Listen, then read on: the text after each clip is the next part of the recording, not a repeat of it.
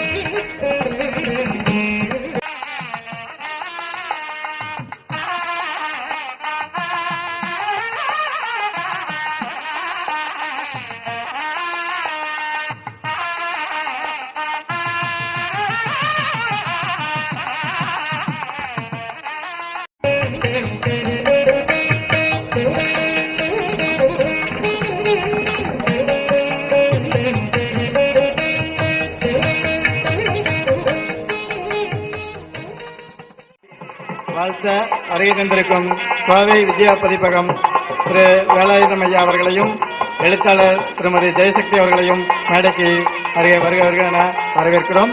மற்றும் ரூபா nursing home doctor Chandrasekhar அவர்களையும் திருப்பூர் மாநகர திமுக பொருளாளர் திரு ச பழனிசாமி அவர்களையும் மற்றும் உறவினர்களையும் வாசகர் வட்ட உறுப்பினர்களையும் வருக வருக என மணமக்கள் சார்பாக வரவேற்கிறோம்.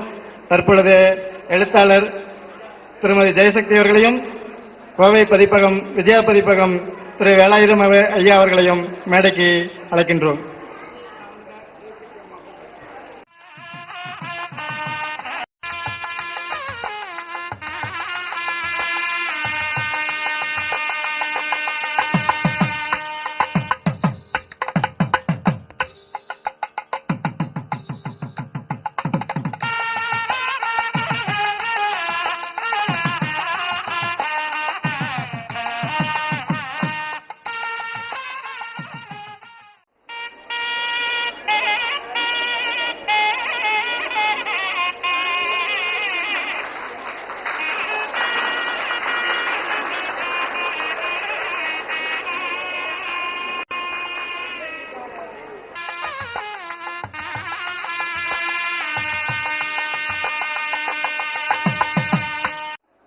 வாழ்க மணமக்கள், வாழ்க மணமக்கள், வாழ்க மணமக்கள், வாழ்க வாழ்க.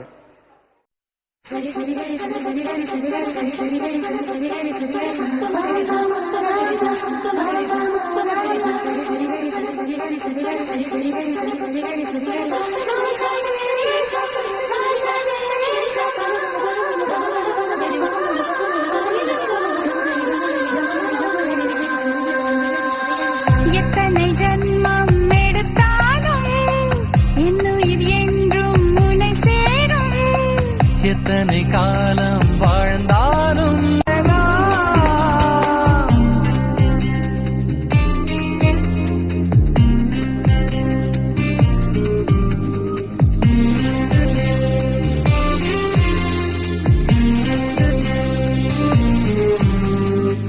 மனசுக்குள்ளே வாசல் தெளித்து உந்தன் பெயரை கோலம் போட்டு காலம் எல்லாம் காவல் இருப்பேனே. உயிர்கரையிலே உன் கால் தடம், மனச்சுவரிலே உன் புகைப்படம், உன் சின்ன சின்ன இசையினை நோனி பள்ளி கடித்திருப்பேன். உன் ஈரம் சுட்டும் கூந்தல் துளி தீர்த்தம் என்று குடித்துக் கொள்வேன். நீலே பாட்டெழுது உயிர் காதல் சொல்லெடுத்து, நம் உயிரை சேர்த்தெடுத்து அவன் போட்டான் கையெழுத்து. எத்தனை ஜன்மம் எடுத்தாலும் என்னுயிர் என்றும் உன்னை சேரும், எத்தனை காலம் வாழ்ந்தாலும் என்னுயிர் வாழ்த்தி இருக்கும் வித்யா பதிப்பகம் உரிமையாளர் திரு வேலாயுதம் ஐயா அவர்களை மணமக்களை வாழ்த்தி பேசுமாறு அன்புடன் அழைக்கின்றோம்.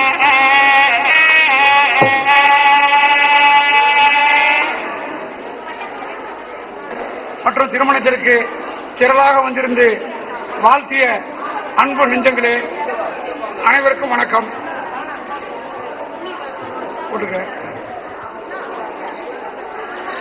மணமக்களை பற்றி சில வார்த்தைகள். கல்யாண வீட்டில் இந்த சொற்பொழிவெல்லாம் கேட்கறதுக்கான மனநிலை இருக்காது. அவங்கவுங்க அவசர அவசரமான வேலை. வீரமணி அவங்க மாதிரி இவங்க மாதிரி வாசி மாதிரி வள்ளுவர் மாதிரி சொல்ல வேண்டியதில்லை. நான் சொல்றது எங்க மாதிரி, என்னுடைய மனைவி மாதிரி, எங்க குடும்பத்து மாதிரி நீங்க சீரும் சிறப்புமா பல்லாண்டு காலம் வாழணும்னு வாழ்த்துறேன். வீரமணி எங்க பையன், எங்க புள்ள மாதிரி தான். நான் இந்த புத்தக தொழிலை அளவு கடந்து நேசிக்கிற ஆளு. அது இங்க திருப்பூர் மக்களுக்கு தெரியும். ரொம்ப பல ஆண்டு காலமா என் குழந்தைகளை விட, என் மக்களை விட தொழிலை அதிகமா நேசிக்கிறது வீரமணி. எனக்கு வீரமணி ரொம்ப காலமா பிடிக்கும். வீரமணிட்ட என்ன ஒரு பெரிய விஷயம் அப்படின்னா, எதுக்கு ஆசைப்பட மாட்டான். எனக்கு ரொம்ப, அதுவும் திருப்பூர்ல கேட்க வேணும். இந்தியாவினுடைய மான்செஸ்டர் தொழில் நகரம், மத்திய அரசுக்கு கோடிக்கணக்கான நிதியை திரட்டி கொடுக்கிற ஊரு, எல்லாமே பணத்தை அளவுகோல வைத்து நடக்கக்கூடிய ஊர்ல, நம்ம சமூகத்தில் எதுக்கு ஆசைப்படாத இந்த வாழ்க்கைய இந்த கதைகளில் வரக்கூடிய கதாபாத்திரம் மாதிரி வாழ்ந்து காட்டணும்னு ஒரு எண்ணத்தோட வாழ்ந்துட்டு இருக்கிற வீரமணி.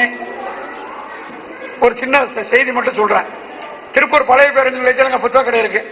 வீரமணி நீங்க பாத்துக்கங்க அப்படின்னு சொல்லி வீரமணியை பார்த்துக்க சொன்னேன். வீரமணி காசுக்கு ஆசைப்படுறதுன்னா இல்லையா நானே பாத்துக்கிறேன்னு சொல்லலாம். வீரமணி நெருக்கடி, பத்திரிகையும் பார்க்கணும், இது பார்க்கணும். ஐயா என்னால இதை பார்க்க முடியாதுங்க ஐயா. அப்பா வீரமணி உனக்கு இந்த ரூபா வந்தா கொஞ்சம் சௌகரியமா இருக்குமே, உனக்கு செலவுக்கு இருந்தாலும் நான் கமிட் பண்ணா நான் அதுக்கு தகுந்தபடி நடக்கணும் ஐயா. ஏன்னா அந்த பத்திரிகை விட முடியல, அதனால நீங்க வேற ஏற்பாடு பண்ணுங்க ஐயா. இந்த காலத்துல யார் இருக்கா? குடியிருக்கிற வீட்டை காலி பண்றதுக்கு இன்னைக்கு லட்சக்கணக்காக கேட்கிற காலம் இவ்வளவோ இருக்கு.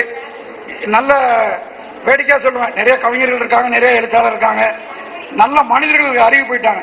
நல்ல மனிதர்களை பார்க்க முடியல இந்த காலகட்டத்தில். வீரமணி போல ஒரு மணமகன் ராஜேஸ்வரிக்கு ரொம்ப கொடுத்து வச்ச பொண்ணு ராஜேஸ்வரி. ரொம்ப சந்தோஷமா அமையா.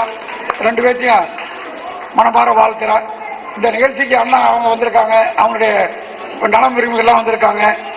ஒரு வார்த்தை, இவங்க ஜெயசக்தி, அவங்க ரொம்ப உலக புகழ்பெற்ற எழுத்தாளர். அவங்க பாத்திரங்கள் கரடுமுரட நிறைய விதமான பாத்திரங்கள். அதனால அவங்க ஒரு குழந்தை மனசு, ரொம்ப அன்புள்ளம்.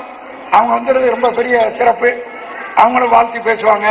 நீடு நீடு வீரமணியும் ராஜேஸ்வரியும் நீடு நீடு பல்லாண்டு காலம் வாழ வேண்டும் என்று கேட்டுக்கொண்டு இந்த வாய்ப்பை எனக்கு கொடுத்த அவங்க குடும்பத்தாருக்கும் நன்றி தெரிவித்து விடைபெறுகிறேன். வணக்கம், நன்றி.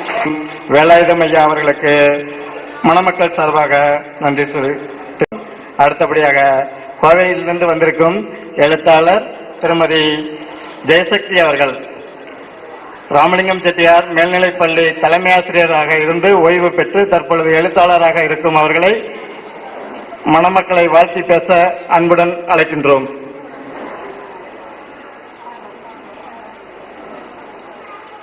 உங்கள் அனைவருக்கும் என்னுடைய வணக்கத்தை சொல்லிக் கொள்கின்றேன்.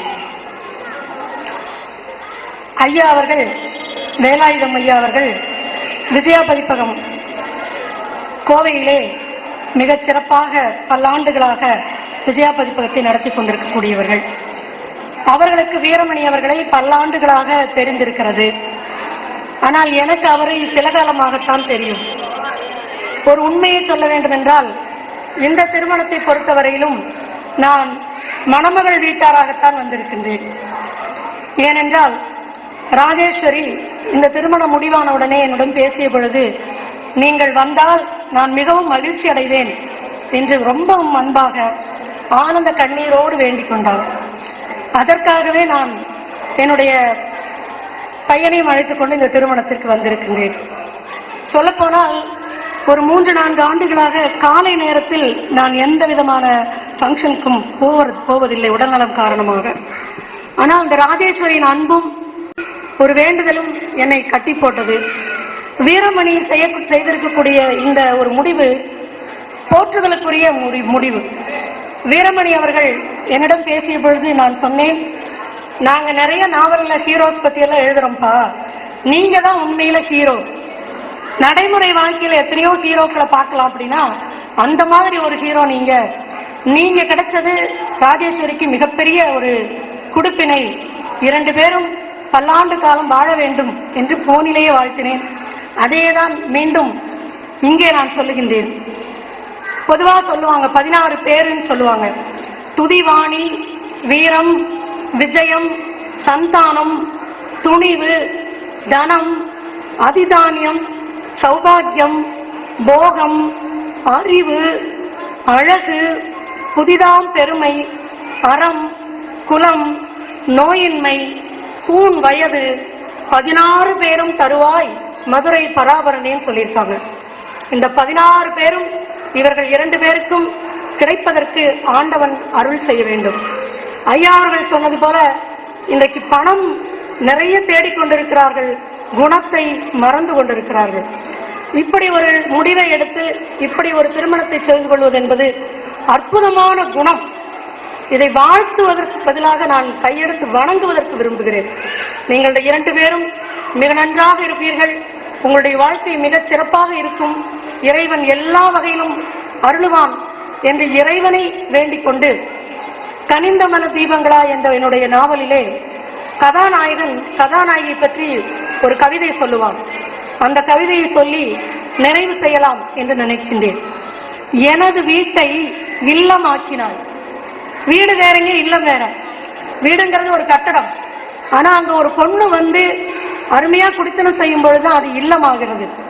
எனது வீட்டை இல்லமாக்கினாய், எனது கதையை காவியமாக்கினாய், உனது பேச்சை கீதமாக்கினாய், தன்னது எல்லாமும் என்னதாக்கினாய், என்னை முழுவதும் உன்னதாக்கினாய். நான் அதுபோல வீரமணி தன்னை முழுவதும் ராஜேஸ்வரிக்கு ஆக்கிவிட, ராஜேஸ்வரியும் 2 பேருமாக சேர்ந்து மிக அருமையான இல்லற வாழ்க்கையை வாழ வேண்டும் என்று வாழ்த்தி, அவர்களுக்கு எல்லா நலங்களையும் இறைவன் அருள வேண்டும் என்று இறைவனை மிக ஆழ்ந்த மனதிலிருந்து மனப்பூர்வமாக பிரார்த்தனை செய்து கொண்டு நிறைவு செய்கிறேன். நன்றி, வணக்கம்.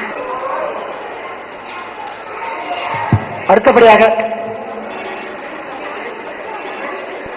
மணமக்களை வாழ்த்தி பேசிய கோவை எழுத்தாளர் திருமதி ஜெயசக்தி அவர்களுக்கு நன்றி நன்றி நன்றி. அடுத்தபடியாக திருப்பூர் மாநகர திமுக பொருளாளர் திரு சா பழனிசாமி ஐயா அவர்களை மணமக்களை வாழ்த்தி பேசுமாறு அன்புடன் அழைக்கின்றேன்.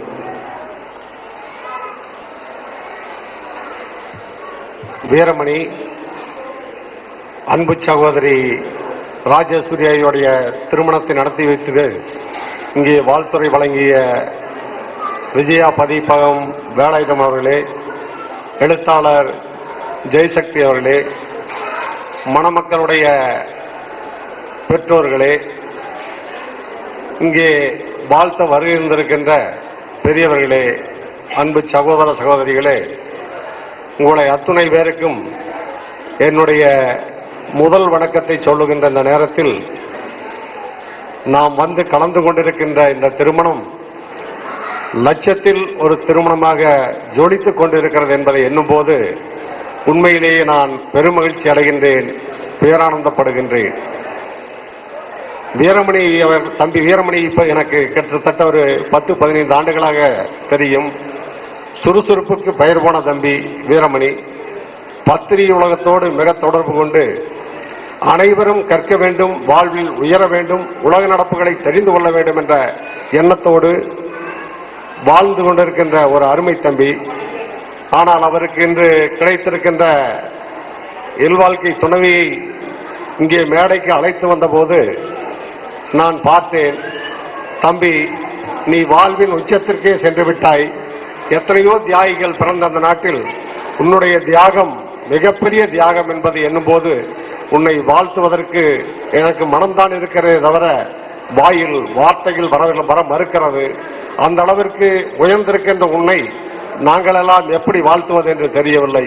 இருந்தாலும் ஆண்டவனும் நான் கற்ற தமிழும் உன்னை 12 பாதுகாப்போடு வாழ வைக்கும். நீ ஒரு வயது வந்த பெண்ணை திருமணம் செய்யவில்லை, குழந்தை போன்ற ஒரு பெண்ணை திருமணம் செய்திருக்கின்றாய்.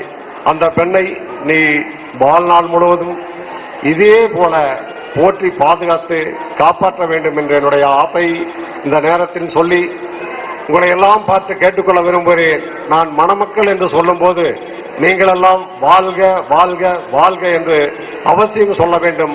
அந்த வாழ்த்துக்கள் ஆண்டவன் செவிகளில் விழ வேண்டும்.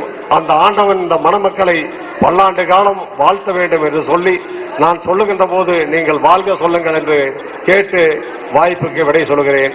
மணமக்கள் மணமக்கள் மணமக்கள். அடுத்தபடியாக